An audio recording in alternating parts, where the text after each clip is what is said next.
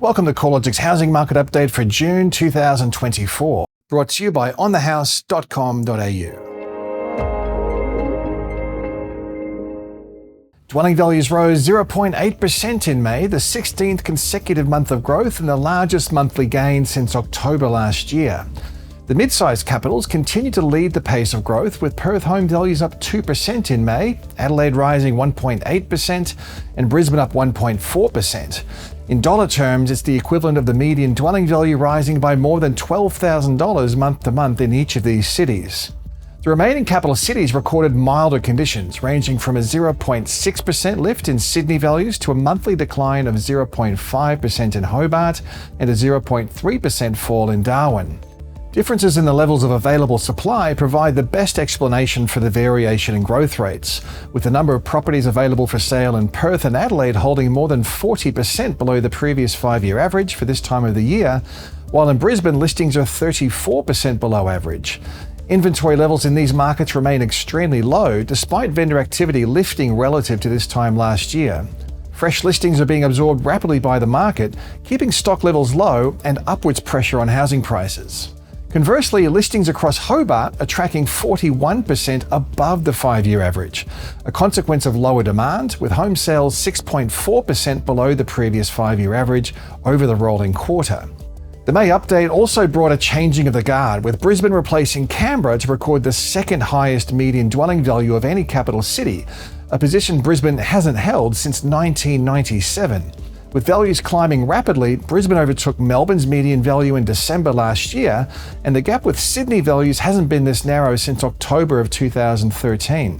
The Sydney market also reached a new milestone in May, with values posting a nominal recovery to be equal with the earlier record high set in January of 2022. Sydney dwelling values dropped by 12.4% following the January 2022 peak, finding a floor a year later. The market has since posted a 14.1% rise through the cycle to date. Upper quartile home values have generally shown the lowest rate of growth over the past year. This trend is apparent across every capital city, except Darwin, demonstrating stronger conditions across the more affordable price points of the market. The softer performance comes after upper quartile values recorded a higher rate of gain through the early months of the growth cycle. Conditions have faded across the upper quartile as borrowing capacity reduced and affordability constraints deflected demand towards middle and lower priced properties. The pace of growth across Australian rental markets has eased over the past couple of months, with CoreLogic's National Rental Index rising 0.7% in May, the lowest monthly change since December last year. Most markets have shown a reduction in rental growth relative to the first quarter of the year, when rental demand tends to be seasonally higher. However, the annual pace of rental growth has also eased across most cities, especially in the unit sector where rental growth has been more severe. Although rental growth has eased a little, gross rental yields have continued to trend higher, rising to 3.56% across the combined capitals, the highest gross yield since August of 2019. For most investors, higher yields will be welcome, considering variable interest rates for investor loans are averaging about 6.7%. Given the high cost of debt, a large portion of leveraged investors are probably recording a cash flow loss despite the substantial rise in rental income. The pace of growth across Adelaide's housing values has regained some momentum in recent months, with values up 1.8% in May to be 4.3% higher over the rolling quarter, the fastest pace of growth over a 3-month period since May 2022. From a dollar value perspective, Adelaide's median dwelling value has increased by approximately $95,400 over the past 12 months. Unit values are rising at a faster pace than house values, up 7.4% and 5.6% respectively over the first 5 months of the year. Extremely low supply levels remain a feature of the market, with advertised stock tracking 40.3% below the previous 5-year average for this time of the year. Overall, the trend in housing values and activity continues to be insulated from the combined effects of high interest rates, cost of living pressures, and deeply pessimistic consumer sentiment levels. The common denominator across markets where home values are rising is a mismatch between supply and demand. Available housing supply, based on the number of homes advertised for sale over the past 4 weeks, remains well below average. Capital city listings are 16% below the previous 5-year average and nearly 2% lower than a year ago. On the demand side, the quarterly number of home sales was 7.2% above the previous 5-year average and 2.8% higher than a year ago.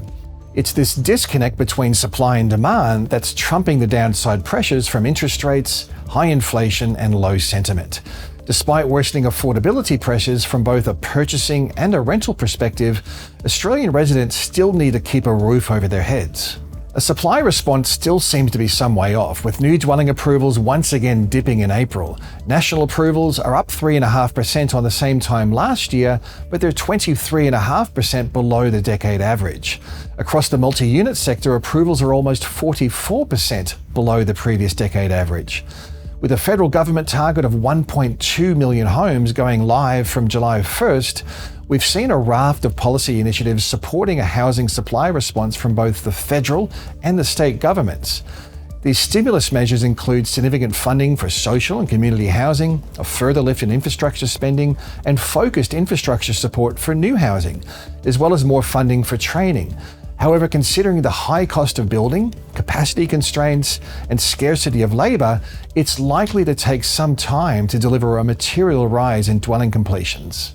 Measures of housing affordability are clearly worsening across most markets, with the national dwelling value to income ratio rising to 7.7 in March, and the time it takes to save for a 20% deposit rising to 10.3 years, assuming households can save 15% of their gross income.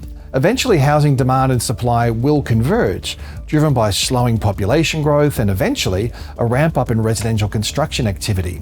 But in the meantime, we can probably expect further upwards pressure on housing values alongside a further erosion in housing affordability, even as interest rates stay higher for longer. There's plenty to keep an eye on in the residential property space. You can keep up to date on all the factors that influence housing trends in the research and news pages of the CoreLogic website.